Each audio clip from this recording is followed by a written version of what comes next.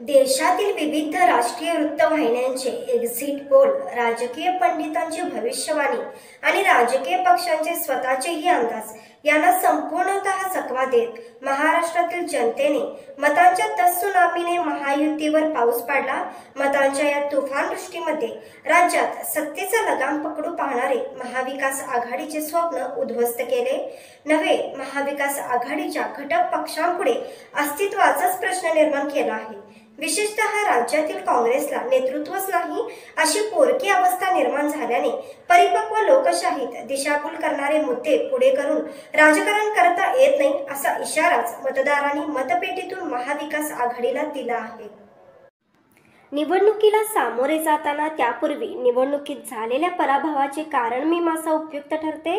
त्यावर चिंतन झाले, कारणे शोधून उपायांची अंमलबजावणी झाली की समोर आलेले युद्ध जिंकण्यासाठी मोठी मदत होते। महाराष्ट्रात 6 महिन्यापूर्वी झालेल्या लोकसभा निवडणुकीत महायुतीचा अपेक्षाभंग झाला होता।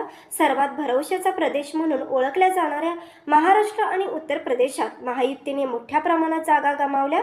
परिणामतः राष्ट्रीय आणि आंतरराष्ट्रीय मोठी लोकप्रियता असूनही बहुमतासाठी पंतप्रधान नरेंद्र मोदींना तेलुगू देसम पार्टी आणि संयुक्त जनता दलाच्या कुबड्या घेणे भाग पडले होते।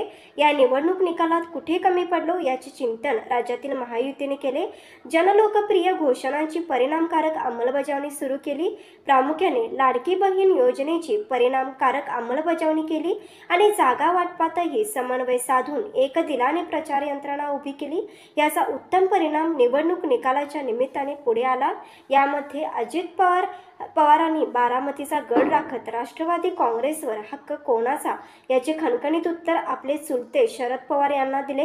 मुख्यमंत्री एकनाथ शिंदे यांनी शिवसेनेच्या असलीपणावर जनतेचेच शिक्कामोर्तब करून घेतले आणि अभिमन्यूप्रमाणे विरोधकांनी चोहोबाजूने घेरलेल्या देवेंद्र फडणवीस यांनी आपल्या कुशाग्र बुद्धीने विरोधकांना चारी मुंडे चित करून अस्मान दाखविले।